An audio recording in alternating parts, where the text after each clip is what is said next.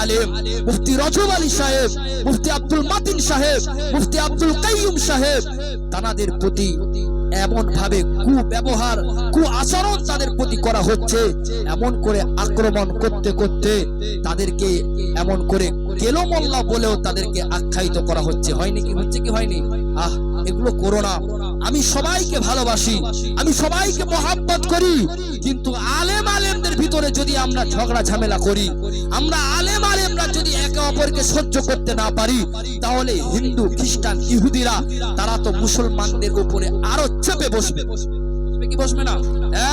তুমি কাফের বলছো, আরে তুমি যাকে কাফের বলছো, তুমি যার প্রতি আঙুল তুলিয়ে কথা বলছো, তার যোগ্যতাটা কোথায় আর তোমার যোগ্যতাটা কোথায়?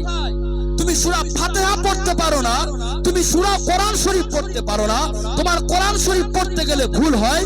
তুমি একজন মুফতি সাহেব, যিনি বছরের পর বছর যিনি হাদিসের দরস দিচ্ছেন, জানার কাছে আমি গুনাহগার, হিদায়াতুন নাহু পড়েছি, যিনি মুখস্থ পড়িয়ে দিতেন, কোরআন তরজমা পড়েছি, যে মানুষটা সারা দিন, আপনারা চেনেন না কাইম সাহেবকে চেনেন না? যে মানুষটা এত ওয়াজ করেন, রাতে 2টে 3টে 4টে করে তিনি ওয়াজ করেন, জলসা করেন, আবার সকালে এসে ফজরের নামাজ আদায় করে তিনি এমন করে গায়ে ক্ষমতা নেই, একেবারে শক্তি নেই, তিনি দেওয়াল ধরে তিনি ক্লাস করতেন আর আমাদেরকে পড়াতেন। সেই মানুষটাকে কাফের বলছো, সেই মানুষটাকে আমিরুশ শয়তান বলছো, তোমার সাহস কি করে হলো? আমি কাউকে ছোট করছি না, কাউকে খারাপ বলছি না, আমি একটা জিনিস বোঝাতে চাচ্ছি, একটা জিনিস বলতে যাচ্ছি, আমার ভাইদেরকে কাউকে খারাপ বলো না, তুমিও আমার ভাই। আমি আলেম উলামাদেরকে, আমাদের আকাবিরদেরকে, ফুরফুরা শরীফের ভাইজানদেরকে মহব্বত করি, ভালোবাসি, সবাইকে ভালোবাসি, কিন্তু ভাই আমার, আমরা যদি আমার বলার একটাই উদ্দেশ্য, আমরা যেন নিজেদের মধ্যে ভেদাভেদ না সৃষ্টি করি, আমরা নিজেদের ভিতরে যেন মারামারি না সৃষ্টি করি, আমরা নিজেদের মধ্যে যেন দলাদলি না সৃষ্টি করি, এটুকু আমি আপনাদেরকে বলতে চাচ্ছি। আরে সাধারণ মানুষ শিখবে কি? সাধারণ মানুষ তারা শিখবে কি? যদি বক্তা ইউটিউব খুললেই এখন ঝগড়াঝাটি আর মারামারি, এ তাকে থ্রেট করছে, সে তাকে থ্রেট করছে, এ তাকে আমির শয়তান বলছে। যে মানুষটা এত আল্লাহর একজন এত বড় আলেম মানুষ, তাকে কিভাবে এই আমির শয়তান বলা হয়? আমি তো খুব আফসোস করছি যে মানুষটার ভিতরে যদি কেউ একবার না ঢুকেছে, সে জানতে পারবে না যে কত বড় একজন আলেম যিনি আছে বলে।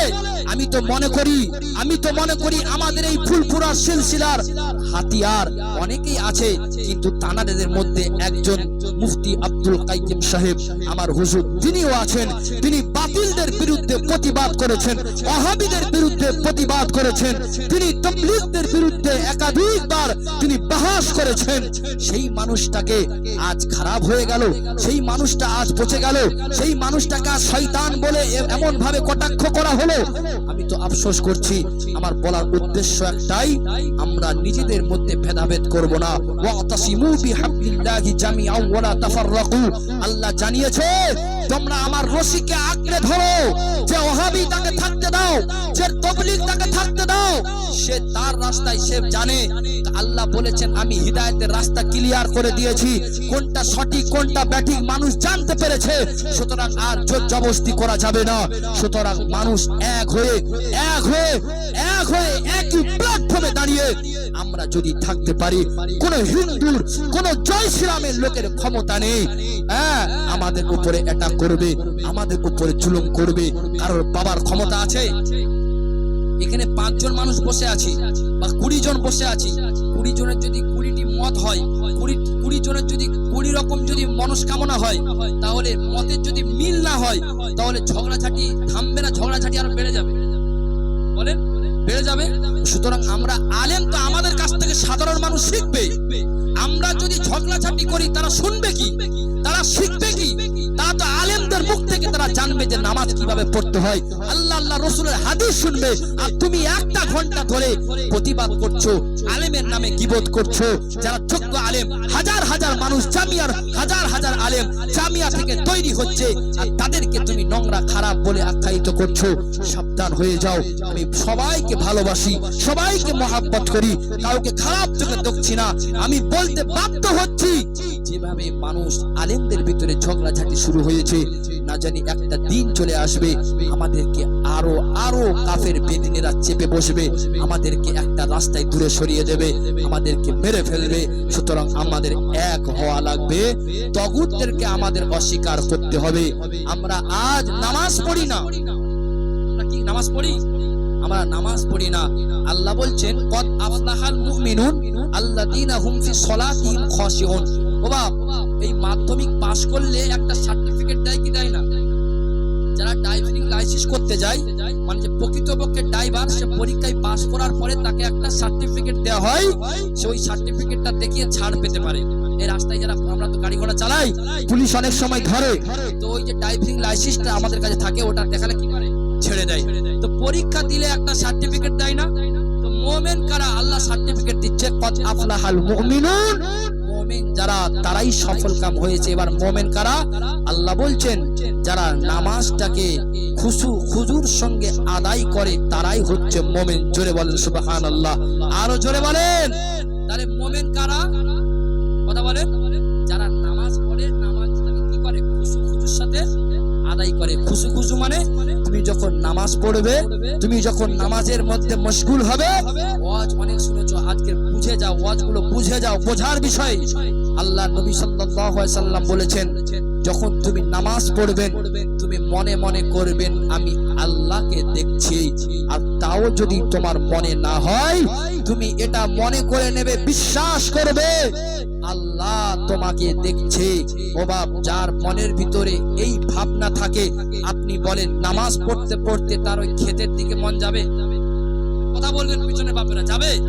যার ভিতরে আল্লাহর মহাব্বত থাকবে, যার ভিতরে নামাজের ভিতরে আল্লাহর খেয়াল থাকবে যে না রে, আমার নামাজটাকে আল্লাহ দেখছে, আমি নামাজ পড়তে পড়তে আমি এদিক ওদিক মন দেবো না, নামাজ পড়তে পড়তে আমি দোকানের দিকে মন দেবো না, নামাজ পড়তে পড়তে আমি ক্ষেতের দিকে মন দেবো না, আমার আল্লাহ আমাকে দেখছে, তার মনটা অন্যদিকে যাবে? হ্যাঁ, আমাদের হুজুর যখন ক্লাস করাতেন একটা কথা সব সময় বলতেন। হ্যাঁ, আমরা অনেক সময় তো কিতাব খুলে বই খুলে পড়তাম, হুজুর বলতেন তোমরা দেখছো এই পাতা, এই খাতা বা এই পাতা, আর ভাবছো কলকাতা। পড়া হবে? মাথায় পড়া বসবে বলে মনে হয়? মুখস্থ হবে? আরে তুমি দেখছো এই বইয়ের পৃষ্ঠা দেখছো, কিন্তু তুমি ভাবছো কি? কলকাতা, ভাবছো দিল্লি, তুমি ভাবছো, তোমার মন এদিক ওদিক ঘুরছে, তোমার পড়া মুখস্থ হবে না। সুতরাং নামাজ যখন পড়বো, আল্লাহ বলেছেন মুমিন তো সেই হাড়ি হাড়ি গোশত খেলে তার নাম মুমিন নয়। শুধু খালি একবার জুমার নামাজ পড়লে সে মুমিন নয়, শুধু খালি ঈদের নামাজ পড়লে সে মুমিন নয়। মুমিন হতে গেলে আল্লাহ বলেছেন, মুমিন যদি হতে হয় তাহলে নামাজটাকে প্রথম নম্বরে আল্লাহ বলেছে, তুমি যখন নামাজ পড়বে তোমার অন্তরটা যেন আল্লাহর দিকে থাকে।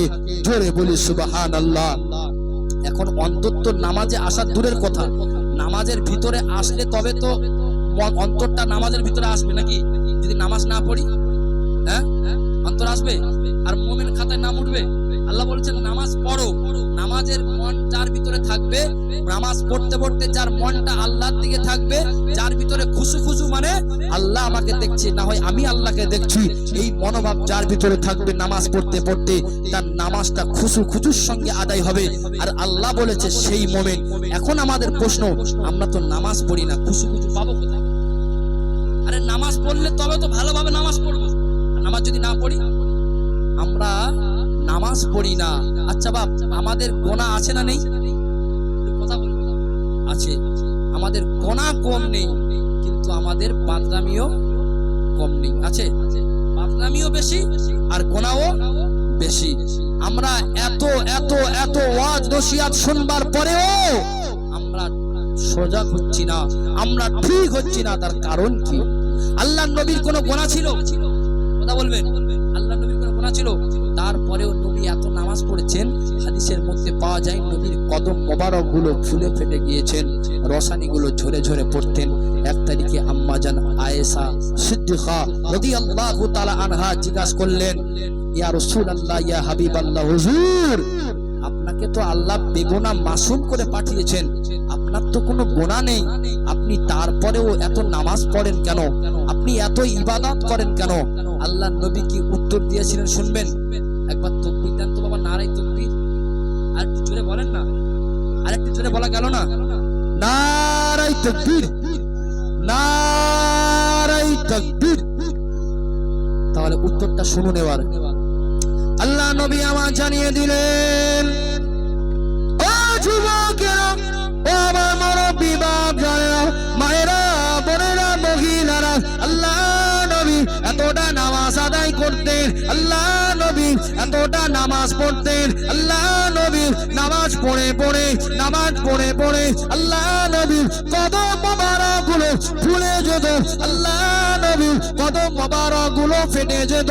আল্লাহ নবীর বিবি আয়েশা আল্লাহ নবীকে জিজ্ঞাসা করে, ইয়া রাসূলুল্লাহ, হাবিবাল্লাহ, ইয়া রাসূলুল্লাহ, হাবিবাল্লাহ, আল্লাহ পাকের নবী আপনি কেন এত নামাজ আদায় করেন, আপনি কেন এত নামাজ পড়েন? আল্লাহ পাক তো আপনাকে বেগুনা মাসুম করে পাঠিয়েছেন, আপনি কেন এত নামাজ পড়েন? আল্লাহ নবী জানিয়ে দিলেন, আল্লাহ নবী শুনিয়ে দিলেন, ও বিবি আয়েশা, ও বিবি আয়েশা, আমি নবী তুমি কি জানো না?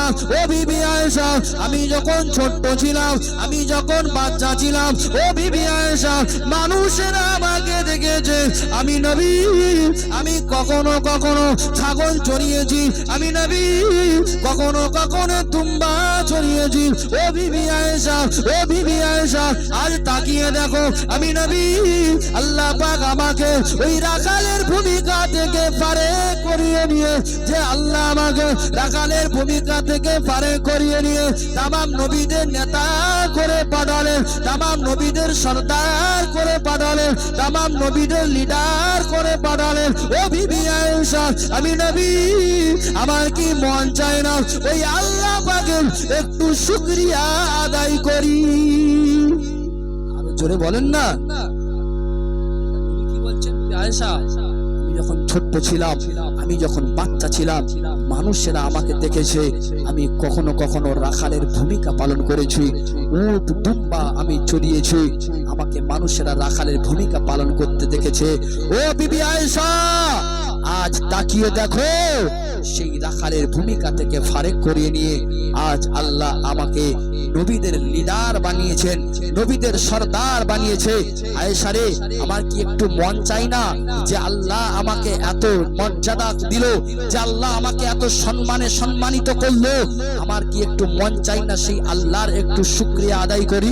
আরে ওই প্রশ্নটা আমার ভিতরে নিয়ে আসি, যে আল্লাহ আমাকে দুটো চোখ দান করলো, যে আল্লাহ দুটো আমাকে এত সুন্দর আমার আকৃতি দিল, যে আল্লাহ আমাকে এত সুন্দর দেহ দিল, যে আল্লাহ আমার এত সুন্দর সম্মান দিল, যে আল্লাহ আমাকে এত বিল্ডিং বালাখানা দিল, যে আল্লাহ আমাকে ক্ষেত দিল, খাবার দিল, যে আল্লাহ আমাকে ছেলে মেয়ে সন্তান সব দিল, আমাদের কি একটু মন চাই না সেই আল্লাহকে, সেই আল্লাহর একটু শুকরিয়া আদায় করে, সেই আল্লাহকে একটু সন্তুষ্ট করবার জন্য এই মজলিসে এসে বসি, সেই আল্লাহকে একটু খুশি করাবার লেগে একটু মসজিদে গিয়ে জিকির করি, একটু মসজিদে গিয়ে নামাজ পড়ি? আমাদের কি একটু মন চাই না? আমাদের কি একটু ইচ্ছে হয় না? ইচ্ছে হয়, কিন্তু আমাদের পিছনে শয়তান কাঠি মারে না? শয়তান আমাদের পিছনে সর্বদাই কি করছে? কাঠি মারছে। সর্বদাই শয়তান আমাদেরকে বলছে, খবরদার মসজিদে যাবি না, খবরদার নামাজ পড়বি না, নামাজ পড়লে তোর বাড়িতে ভাত হবে না। হ্যাঁ, নোংরা কথা, এই শয়তানি কথা। অনেকে বলে নামাজ এখন পড়বো, দাঁড়া, এখন অনেক সময় বাকি আছে, সবে তো 20 বছর বয়স, সবে তো 25, সবে তো 30, সবে তো 35, এখন বাঁচবো অনেকদিন, সেই যখন পুরো হয়ে যাব, হ্যাঁ, যখন 60-70 বছর হয়ে যাবে, যখন শরীরের চামড়া গুলো গুটিয়ে এক জায়গায় হয়ে যাবে, তখন আর না মসজিদ একেবারে ছাড়বো নি, মসজিদের একটা কোণ আমি দখল করে নেবো, নিয়ে আমি সারাদিন তসবিহ গুনবো, আল্লাহ আল্লাহ করবো। আচ্ছা বা বলুন, এই যুবকের ইবাদত আল্লাহর কাছে পছন্দ না বুড়োর ইবাদত পছন্দ? বলো, যুবকের ইবাদত আল্লাহর কাছে বেশি পছন্দ। কারণ তুমি এখন বুড়ো হয়ে গেছো, তুমি উজু করতে গেলে তোমার চামড়াগুলো যে গুটিয়ে গেছে, গুটিয়ে এক জায়গায় হয়ে গেছে, পানি প্রবেশ করতে তোমার অসুবিধা হচ্ছে।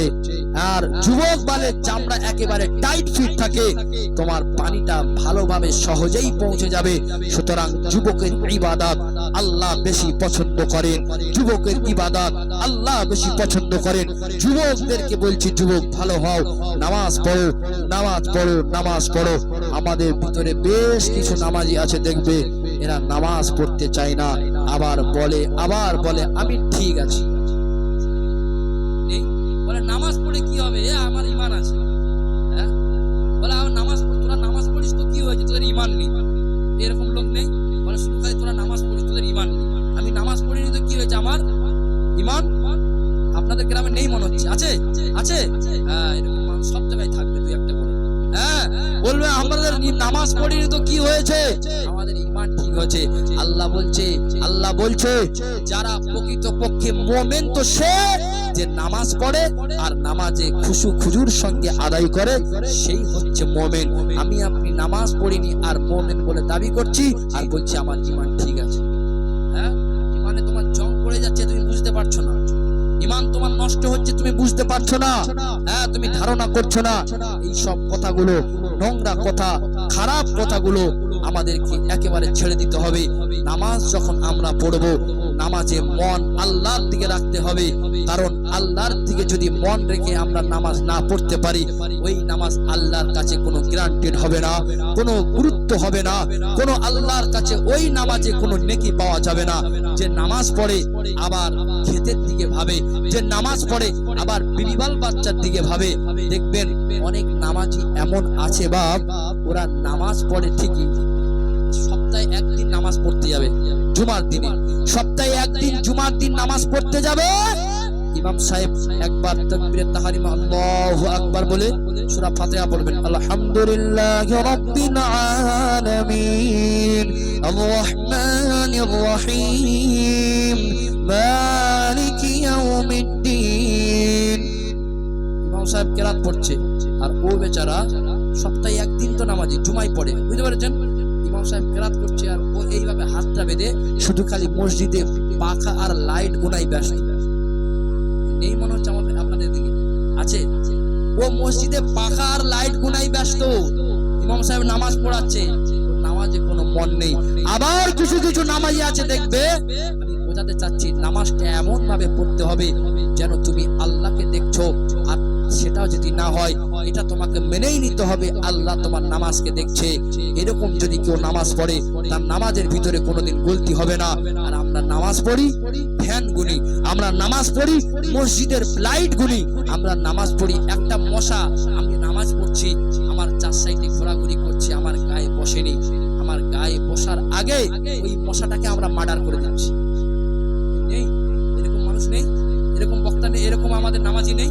নামাজ এমন ভাবে পড়তে হবে যেন তুমি আল্লাহকে দেখছো, আল্লাহ তোমার নামাজটাকে দেখছে।